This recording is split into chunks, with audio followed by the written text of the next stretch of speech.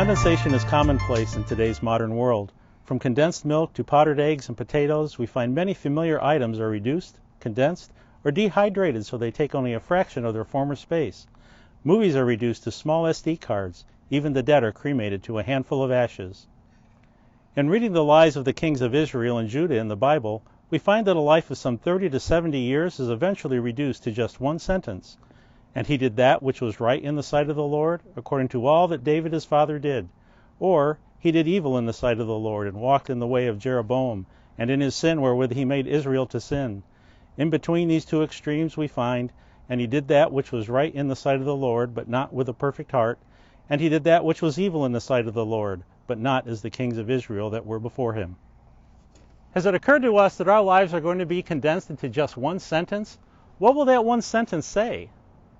Think of all the things we have done, all our hopes, plans, all our activities, all the things we have learned, places we have gone, people we knew, goods we acquired, money we earned and spent, jobs we've held, homes we've owned, cars we've driven, children we've raised, degrees we've received, awards we've won, meals we've cooked, a whole life of activity condensed to just one sentence. Let's stop where we are right now and contemplate that sentence.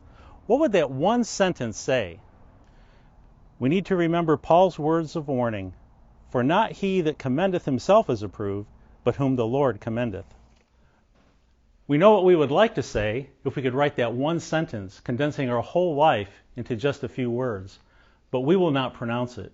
Jesus will reduce our life into just a dozen or so words.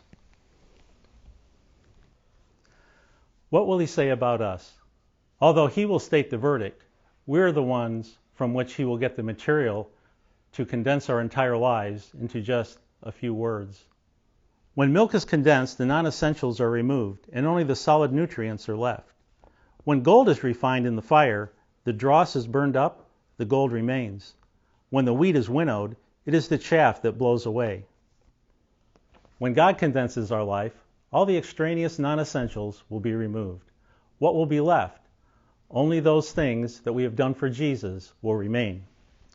Take a life of 66 years. 22 years of sleeping will be taken off, while another 22 years of laboring for the bread that perishes generally can be discounted. We'll have spent almost 6 years eating, a good 4 or 5 years commuting to and from work, perhaps 3 solid years just reading the newspaper. We may have consumed 3 years in school, and how many years we frittered away on trifles light as air. Only God knows. So now let's take a week instead of a lifetime and condense that down into one sentence. Last week, we spent 168 hours. How did we spend that time? Would Jesus be able to say that we did that which was right with a perfect heart? That which was right, but not with a perfect heart? Or evil? Only the things that we did for God will count. What did we do with our 168 hours last week?